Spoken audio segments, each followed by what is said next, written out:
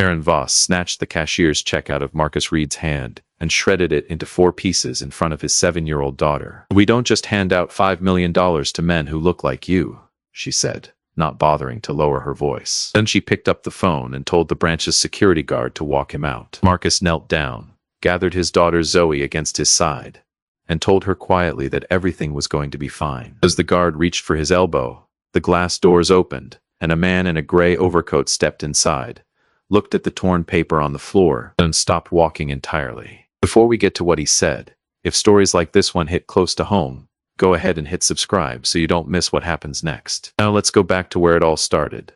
Marcus Reed had learned early that people made up their minds about him before he ever opened his mouth, and he had stopped expecting otherwise a long time ago. He was 39 years old, and for the past 5 years he had raised his daughter alone in a 2-bedroom rental on the edge of Brookhaven, a town small enough that nobody looked twice at his pickup truck or the same gray hoodie he'd worn through 3 winters. Zoe's mother had died when Zoe was 2, and Marcus had simply kept moving forward because there was no version of stopping that made sense to him. He packed her lunch every morning, braided her hair badly but earnestly, and never missed a single school pickup, not even during the year he was closing the biggest acquisition of his career from a parking lot between meetings. Nobody at Zoe's school knew that the man in the faded hoodie had spent the last decade building Reed Analytics from a 2-person startup into a data infrastructure company that quietly powered half the logistics networks on the East Coast. Marcus preferred it that way. He didn't want his daughter growing up thinking a person's worth could be measured by the truck they drove or the label on their jacket. He kept the same beat-up F-150 he'd bought used when the company had 11 employees, and he folded his success into the background of an ordinary life, visible only to the people who actually needed to see it. That Tuesday morning, the cashier's check for $5 million had cleared into his hands, proceeds from a partial buyout of his early stake in a warehouse automation firm that had gone from obscure to essential almost overnight. Marcus already knew where the money was headed. Half would go into a trust for Zoe, untouched until she was old enough to understand it. The other half was seed money for a foundation supporting kids being raised by a single parent.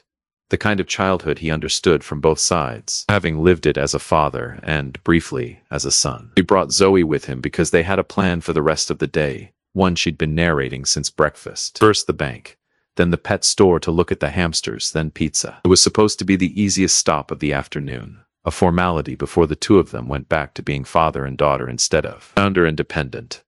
Marcus had even promised she could pick the toppings. They walked into the Brookhaven branch of Ferris Trust Bank 20 minutes before closing. Marcus had banked there for 11 years, long before Reed Analytics had a name anyone outside a small circle of investors recognized. But the woman behind the manager's desk that afternoon, Karen Voss, had transferred in from another branch only 3 weeks earlier. She didn't know his history.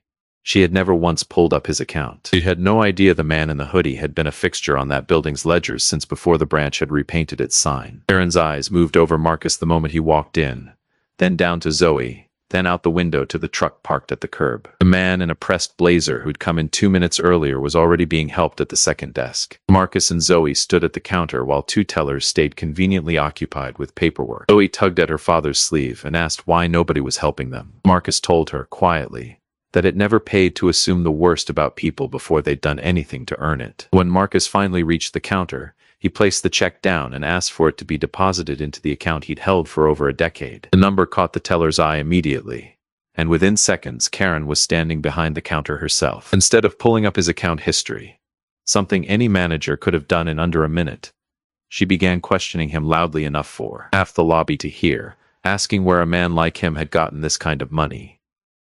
Marcus answered every question without raising his voice. He handed over his driver's license, his account card, the wire confirmation from the issuing bank, and the paperwork from the stock sale. He offered to let her call the issuing institution directly so she could verify everything herself in minutes. By any reasonable standard, it was more than enough for a transaction that should have taken no time at all. Karen looked at the documents without really reading them. They told him plainly that a man carrying a $5 million check wouldn't be driving a truck like his or wearing a hoodie like that. A young teller named Priya Anand offered to make the verification call herself, but Karen cut her off before she could reach for the phone, telling her to get back to her own window in a tone that closed the conversation. By then, several customers had noticed the tension building at the counter, and a few had already lifted their phones to record. One man near the entrance said, loud enough for Zoe to hear, that a guy like that was probably using his own kid to make a scam look sympathetic. Nobody in the lobby said anything back.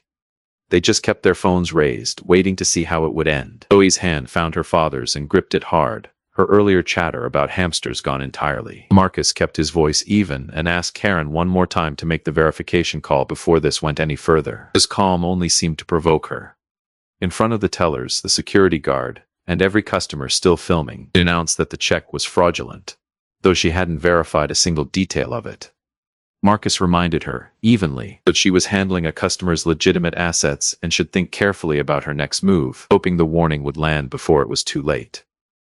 Karen heard it as a threat instead of a warning. She snatched the check off the counter, looked directly at him, and said that people like him didn't walk in here with $5 million. Then she tore it, once, twice, and let the pieces drop to the floor at his feet, in full view of his daughter. The lobby went quiet. Zoe bent down as if to gather the torn paper, but Marcus stopped her gently, unwilling to let his daughter kneel on the floor to collect what someone had just used to humiliate him. He looked at Karen and told her, without raising his voice, that she had just made the most expensive mistake of her career. Karen picked up the phone and told the branch's dispatcher that a man was refusing to leave the premises and had presented fraudulent documents. Then she ordered the security guard, a heavy-set man named Owen Kessler, to escort Marcus out. Owen hesitated before stepping forward, unsure why he was being asked to remove a man who'd done nothing but stand quietly at a counter, but a direct order from his manager, delivered in front of a lobby full of witnesses, left him little room to argue. Zoe looked up at her father as the guard approached, her eyes wide with a fear no 7-year-old should carry into a bank on an ordinary afternoon. Marcus tightened his grip on her hand and kept his voice low, telling her everything would be fine as long as she stayed close to him. He understood the position he was in, resist, and risked turning a bad situation into something dangerous with his daughter beside him, or stay calm and let the truth catch up to the moment. He chose the second option, though he refused to walk out the door before someone confirmed what he already knew to be true. He glanced down at the torn pieces of paper scattered across the tile, the seed of a scholarship fund that hadn't even had the chance to exist yet, and felt something harden in his chest that had nothing to do with anger. It was closer to certainty. Somewhere in the last 10 minutes, this had stopped being about a $5 million check and started being about every assumption a room full of strangers had made about him before. It said a single word. Owen's hand settled lightly on Marcus's arm, and they began moving toward the glass doors, one slow step at a time. Zoe pressed against her father's side. She kept looking back at the torn paper still scattered across the floor. She reached up and wrapped both arms around her father's waist, pressing her face into him, and asked the guard, in a small voice, not to take him away. Owen's jaw tightened, but he kept walking, caught between a manager's order and the plain evidence in front of him. Karen called out from behind the counter, telling one of the tellers to hold Zoe back so she wouldn't, as she put it, obstruct an officer of the bank from doing his job. That was the moment Marcus's calm cracked. He had absorbed the accusations, the insults about his truck and his clothes, even watching his own money torn apart in front of strangers. But the suggestion that someone touch his daughter changed his voice entirely. He told the teller, in a tone that left no room for negotiation, that no one was to lay a hand on Zoe. Karen seized on that immediately, telling the gathering crowd that his sudden intensity proved exactly the kind of aggression she'd been warning them about since he walked in. Marcus understood in that instant that every word out of his mouth and every motion of his body was being read through a lens that had already decided who he was. He lowered his voice, kept his hands visible, and pulled Zoe close against his hip, away from the guard. It struck him, standing there, how quickly a father's instinct to protect his child could be twisted into evidence against him. He'd spent 5 years building a life where Zoe never had to see him lose his composure, and now a stranger behind a counter was rewriting that same protectiveness into something dangerous simply because it suited the story she'd already decided to tell. Priya spoke up again, the second time she'd tried to intervene. She reminded Karen, as steadily as she could manage, that Marcus hadn't threatened anyone and that a single phone call would settle the entire matter within minutes. Karen turned on her instead, threatening to fire her on the spot if she said another word in front of customers who were still filming. Priya didn't back down entirely, but she stopped talking, aware that losing her job would help no one in that lobby, least of all the man standing beside his frightened daughter. She glanced at Marcus, and something in her expression suggested she believed him, even if she couldn't say so out loud. Priya had only worked at the branch a little over a year, and she'd watched Karen dismiss more than one customer in ways that never quite sat right with her. She'd told herself each time it wasn't her place to say anything. Watching Zoe's face crumple, she understood that whatever she'd told herself before no longer held up. The customer's recording kept recording. Nobody lowered a phone to speak up.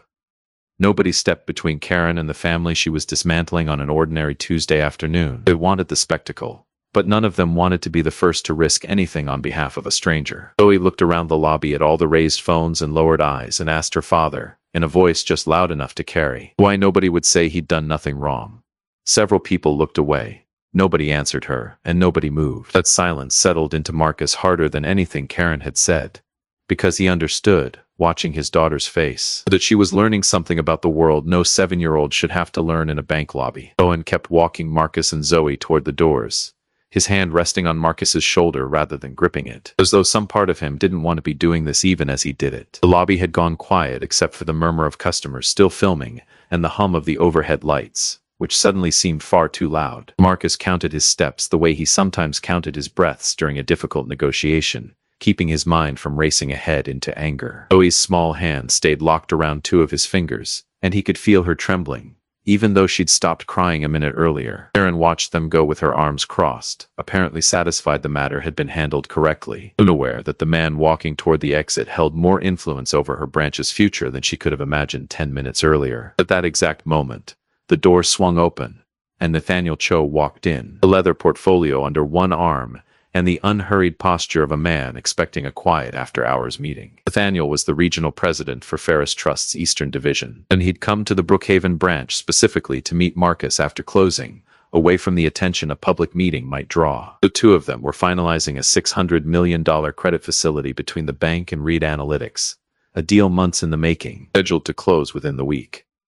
Nathaniel took 2 steps inside before he understood what he was looking at. Marcus Reed, the man he'd been preparing to meet for the better part of an hour, stood with a security guard's hand on his shoulder, his daughter clinging to his side in tears. Scraps of paper were scattered across the floor near his feet, and Nathaniel didn't need anyone to explain what they'd once been. His portfolio slipped from his hand and hit the tile with a heavy thud. For a moment he simply stood there, processing the distance between the meeting he'd expected and the scene actually unfolding in front of him. His eyes moved from the torn paper to Zoe's tear-streaked face, then to Marcus himself. Then he said 2 words that changed the temperature of the entire room.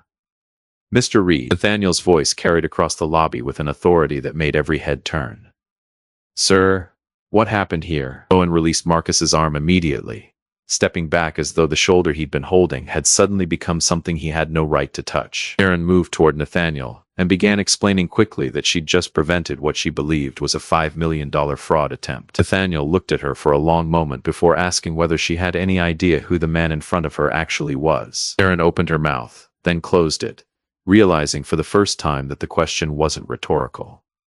Around the lobby, the customers who'd spent the last several minutes filming a supposed criminal lowered their phones just enough to exchange confused glances. Wait, a woman near the entrance whispered to the man beside her, asking if this meant the whole thing had been some kind of misunderstanding. Nobody answered, because nobody yet understood how large that misunderstanding actually was. In front of every customer still in the lobby, Nathaniel explained that Marcus Reed was the founder of Reed Analytics, one of the bank's largest institutional clients, and that the company was in the final stages of a $600 million credit agreement, one that only Marcus had the authority to approve or walk away from. The $5 million check, he added, was entirely legitimate. The issuing bank had sent confirmation that morning, a confirmation Karen had never once bothered to check before deciding what she believed about the man at her counter. Nathaniel then turned to Zoe, lowering himself to her eye level, and apologized to her directly for what had happened inside a bank that carried his division's name. It was a small gesture, but it was the first time since they'd walked through the doors that anyone in the building had spoken to Zoe as though her fear mattered. And she looked up at her father as if checking whether it was safe to believe him. 2 words had been enough to reverse everything. The customers who'd been filming lowered their phones, though none of them deleted the footage. The tellers behind the counter exchanged uneasy glances, some suddenly finding paperwork to look busy with. Karen had nothing immediate to say. The man who'd loudly accused Marcus of using his own daughter to sell a scam now studied his shoes near the door, making no effort to apologize or meet anyone's eyes. Karen straightened her blazer and cleared her throat, as though composure alone might undo the last few minutes. She recovered quickly, though, and rather than accepting responsibility, insisted Marcus bore some blame for the incident, that a man carrying $5 million should have dressed the part, or at least identified himself the moment he walked in, as if the burden of preventing his own humiliation rested on him rather than her. Marcus asked her, without raising his voice, whether a customer needed to be wealthy before he deserved basic decency. Karen answered by insisting she'd only been following procedure, repeating the word twice, as though saying it often enough might make it true. Nathaniel gestured toward the torn paper still on the floor and asked her to name the exact procedure that authorized a branch manager to destroy a customer's legal property in front of his child. "There is no such procedure, Karen," Nathaniel said flatly. "There never has been." Karen's face flushed, and she started to say something about protocol again before catching herself, aware the word had already failed her once. She looked around the lobby, at the tellers who wouldn't meet her eyes, the customers still holding their phones, and for the first time seemed to understand that no one was going to help her out of the corner she'd backed herself into. She pivoted again, this time blaming Marcus for bringing his daughter into the bank at all. Suggesting her presence had made the situation more emotional than it needed to be. That comment was the moment Marcus stopped extending her any benefit of the doubt whatsoever, and something in his expression made even Nathaniel take half a step back. Nathaniel ordered Karen to surrender her badge and her keys immediately, and instructed her not to touch her computer or her phone under any circumstances. Every file and every note attached to her station that day would be preserved for an internal investigation, he told her in front of everyone still standing in the lobby, his voice carrying the flat finality of a decision that would not be reversed by an apology. While attention remained fixed on Marcus and Nathaniel, Karen slipped behind her terminal and tried to delete an internal note she'd added to his account minutes earlier, one describing him as a high-risk fraud threat. Priya noticed the movement out of the corner of her eye, crossed the lobby, and placed a hand firmly over the keyboard, stopping the deletion mid-motion. She told Karen plainly the note needed to stay exactly where it was, then turned to Nathaniel and informed him the branch's security cameras had recorded the entire incident from multiple angles, including the moment Karen tore the check apart in front of Zoe.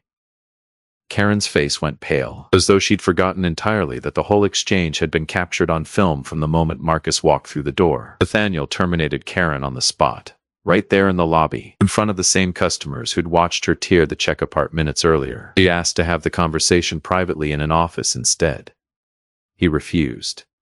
He told her plainly she had humiliated Mr. Reed in public, and she would answer for it in front of the same people who'd witnessed it, not behind a closed door where the consequences might quietly disappear. Turning to Owen, Nathaniel took a more measured approach. He acknowledged the security footage would show whether Owen had ever used force against Marcus, and suspended him pending a full review rather than terminating him outright. Telling him the time off would give both of them a chance to look at the footage clearly before deciding anything permanent. Owen's shoulders dropped with something between relief and shame.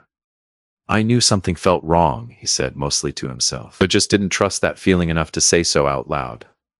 Marcus, still holding Zoe against his side, found he had no anger left for the guard, who'd at least had the decency to hesitate before every step, unlike the woman who'd ordered him to. The police arrived not long after, responding to the call Karen had placed earlier describing a black man attempting fraud and threatening staff. 2 officers walked in scanning the lobby, and for a brief moment Marcus felt the same tightening in his chest he'd felt when Owen's hand first landed on his arm, a reflexive bracing for another round of assumptions before anyone asked him a single question.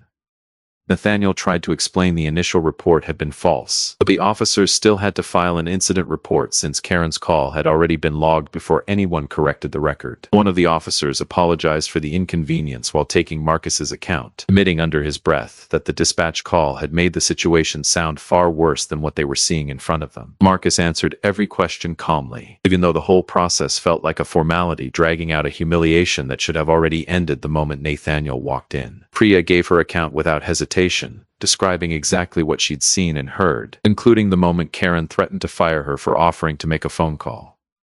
Several customers came forward too, handing over video that showed exactly what Karen had said and done from the moment the check hit the counter to the moment it hit the floor in pieces.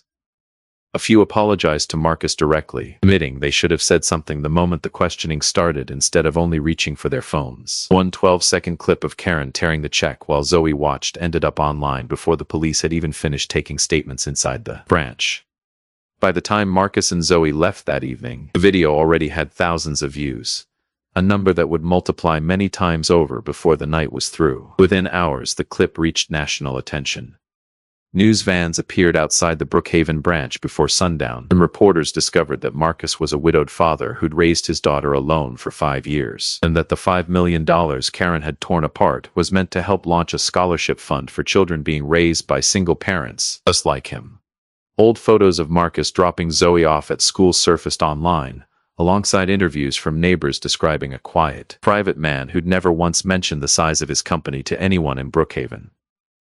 Commentators debated the footage for days, and the line Karen had used at the counter was repeated across every major outlet until it was impossible to escape. Harris Trust's stock began sliding as the video circulated, and the board convened an emergency session that same evening, pressuring Nathaniel to contain the fallout before the deal collapsed. More than one executive suggested quietly settling with Marcus before the story grew any larger.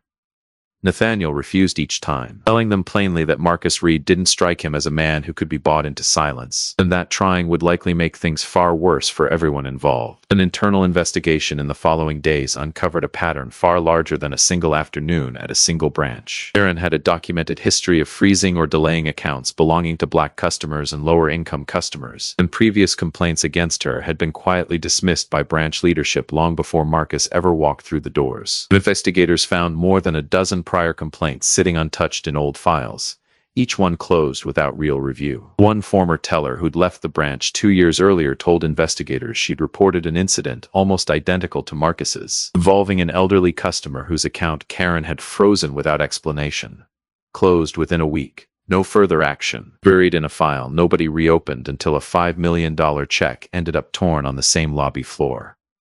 Within 48 hours, the police formally closed their case, confirming there had been no fraud and no threat from Marcus, and noting for the record that Karen's original report had been false from the start. A small measure of official vindication that did little to undo what Zoe had already witnessed. Karen lost her job and now faced the possibility of losing her banking license altogether, along with a discrimination complaint and a formal charge for filing a false police report. Marcus's phone didn't stop ringing that first night. Reporters, lawyers, instant acquaintances who'd never called before, but suddenly wanted to know if the rumors were true. He let almost every call go to voicemail, choosing instead to sit with Zoe and let the noise outside their small house in Brookhaven stay exactly where it belonged. On the other side of a door he had no plans to open that evening. But the sharpest blow of all didn't come from the board, the lawyers, or the reporters calling for comment. It came from Zoe, later that evening, sitting across from her father at their kitchen table, picking at a dinner neither of them had much appetite for. He looked up and asked whether anyone would have apologized at all if they hadn't found out he was rich. Marcus set down his fork and looked at his daughter for a long moment, searching for an answer that wouldn't feel like a lie. He had none. It had been cleared because he happened to hold power that most people never would. Sitting there with her question hanging in the air, he understood that thousands of people walked into banks just like that one every single day without a regional president arriving in time to call them sir. The lawyers arrived at Marcus's house 3 days later, dressed in suits that looked out of place against the modest porch and the truck in the driveway. It came with an offer already prepared, a financial settlement, a public apology from the bank, the termination of several employees, all in exchange for one condition. Marcus would sign the credit agreement as planned and say nothing further about what had happened inside the Brookhaven branch. They laid the paperwork across his kitchen table, the same table where Zoe had asked her question 3 nights earlier, and walked him through the numbers as though the size of the settlement alone might be enough to settle the matter. Marcus let them finish, watching Zoe do her homework quietly in the next room, while grown men discussed how to make a public humiliation disappear from the news cycle. He thought about Zoe's question, the one that had followed him into every quiet moment since. If nobody had known he was rich, would anyone have apologized at all? He understood that punishing Karen and pressuring the bank into a public statement would satisfy his own anger, but it would do nothing for the next person who walked into a bank without a regional president waiting nearby to vouch for them. He also thought about the customers who'd stood in that lobby with their phones raised, recording everything and saying nothing, about how easily an entire room had agreed, through silence, to let an injustice happen in plain sight. Punishing one manager wouldn't change that kind of silence. Only something built to outlast the headlines might. Marcus told the lawyers he'd keep the deal on the table, but he refused the personal settlement outright. He had no interest in being paid to stay quiet. Instead, he laid out a list of conditions that had nothing to do with his own bank account and everything to do with what happened the next time someone without his last name walked through those doors. Every branch would undergo an independent audit for discriminatory conduct, run by outside investigators rather than the bank's own compliance office. Any decision to freeze or deny a customer's account would require sign-off from a second manager. Customers would have the explicit right to request independent verification during any dispute. Employees who reported wrongdoing would be protected from retaliation, a condition Marcus insisted on directly because of what he'd watched happen. Priya in the middle of that lobby. Frontline staff, including security personnel like Owen, would receive training on when and how to question an order that was clearly wrong. Security footage and transaction records could no longer be deleted once a complaint had been filed against an employee. Customer rights would be posted publicly inside every branch in plain language. And Ferris Trust would fund a permanent financial assistance program for single-parent families, aided with the same money that had once been torn apart on a lobby floor. The board resisted at first, arguing some of the conditions went far beyond what any single incident required. But with the deal and the company's reputation hanging in the balance, they had little room left to negotiate. Within the week, every condition had been accepted and written into the final agreement, alongside a public timeline for when each change would take effect across every branch in the region. Aaron's banking license was permanently revoked. Owen was reinstated once the investigation confirmed what the footage had already shown, that he'd never used force and had let go the instant Nathaniel spoke.